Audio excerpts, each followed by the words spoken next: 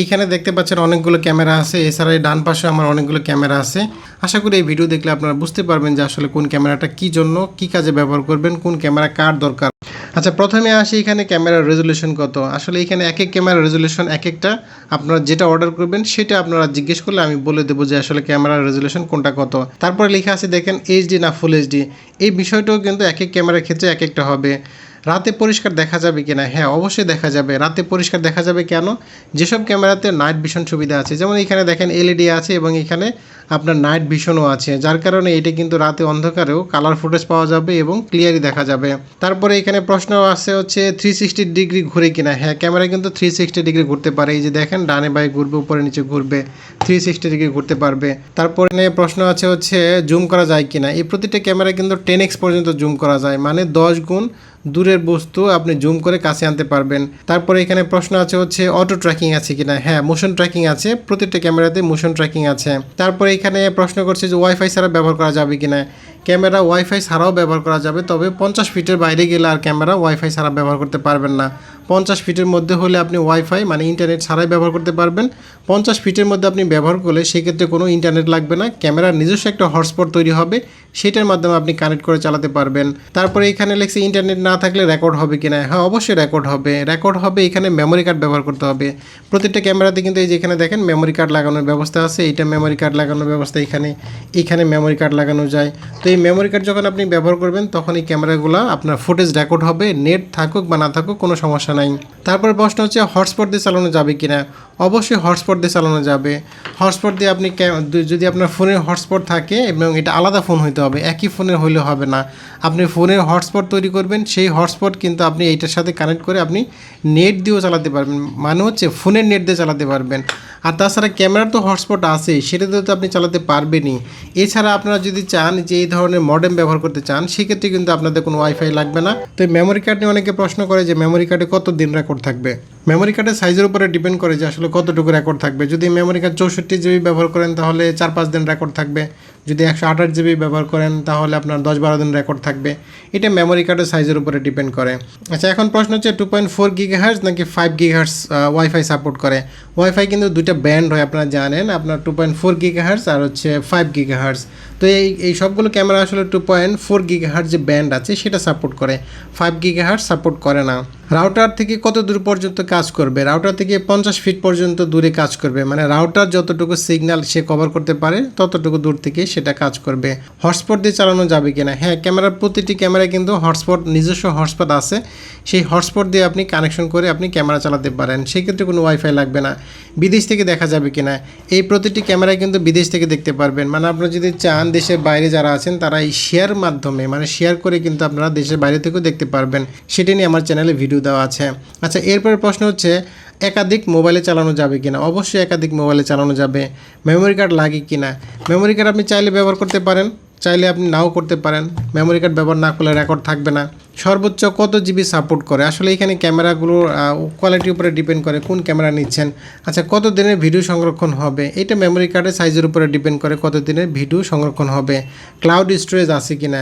Cloud মানে আপনারা অনেকেই জানেন যেটা হচ্ছে নেটে আপনার সেভ থাকবে কিনা। যদি আপনারা সাবস্ক্রিপশন নেন, মানে ডলার দিয়ে কিনতে হবে, সেক্ষেত্রে ক্লাউড স্টোরেজ আপনারা নিতে পারবেন, তবে এটা আসলে নেওয়াটা যুক্তিযুক্ত হবে না। পুরোনো ভিডিও অটো ডিলিট হয় কিনা। না, পুরোনো ভিডিও অটো ডিলিট হবে না। ক্যামেরাতে ফরম্যাট অপশন আছে, এটা সফটওয়্যারের মাধ্যমে আপনারা ফরম্যাট করতে পারবেন। ফরম্যাটে গেলেই কিন্তু আপনারা খুব সহজে ফরম্যাট করে ফেলতে পারবেন। কোন অ্যাপ ব্যবহার করতে হবে। অ্যাপ ব্যবহার করতে হবে হচ্ছে V380 Pro। এই যেখানে দেখতে পাচ্ছেন ক্যামেরার যে অ্যাপটা আছে V380 Pro অ্যাপটা ব্যবহার করতে হবে।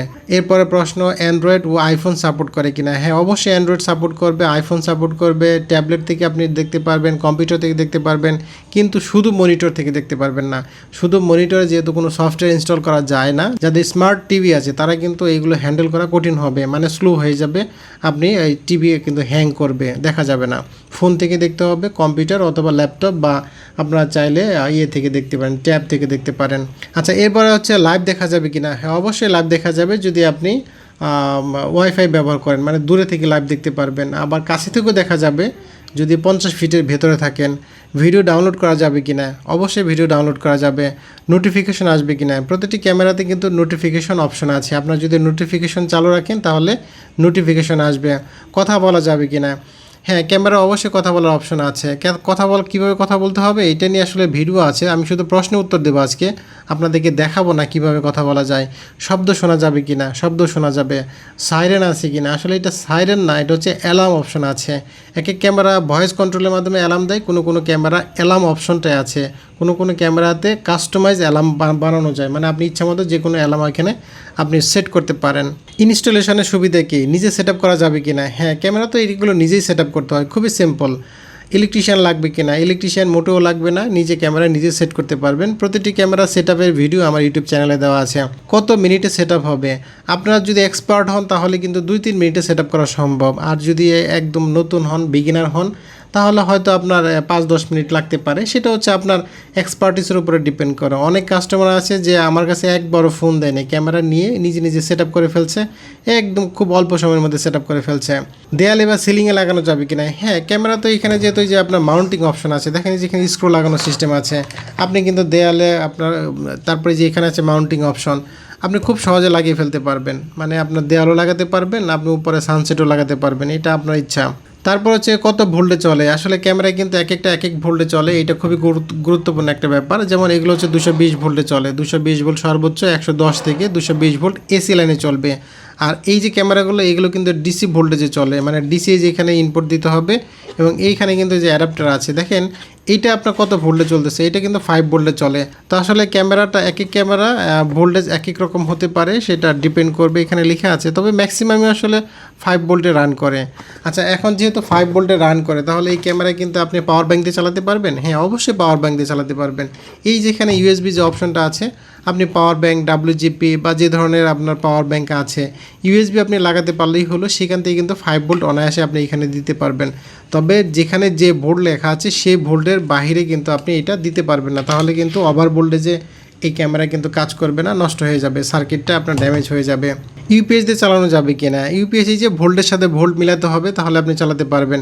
বিদ্যুৎ চলে গেলে কি হবে? এই ক্যামেরাগুলো বিদ্যুৎ চলে গেলে যদি আপনি পাওয়ার ব্যাঙ্ক দিয়ে চালান, তাহলে তো আপনার চালুই থাকবে। কিন্তু এই যেগুলো বাল্ব ক্যামেরা, সেগুলো কিন্তু আপনার বিদ্যুৎ চলে গেলে বন্ধ হয়ে যাবে। এই কারণে যদি আইপিএসের মাধ্যমে আপনি কানেকশন দিতে পারেন, তাহলে চালু থাকবে। যদি আপনার বিদ্যুৎ চালু রাখতে না পারেন, তাহলে এই ক্যামেরা বন্ধ হয়ে যাবে। এরপরে প্রশ্ন হচ্ছে, ক্যামেরা কি ওয়াটারপ্রুফ? না, এই ক্যামেরাগুলো ওয়াটারপ্রুফ না। এখানে যে ক্যামেরাগুলো দেখতে পাচ্ছেন এগুলো ওয়াটারপ্রুফ না। ওয়াটারপ্রুফ ক্যামেরা, এই যে এখানে একটা ক্যামেরা আছে, এটা হচ্ছে ওয়াটারপ্রুফ ক্যামেরা।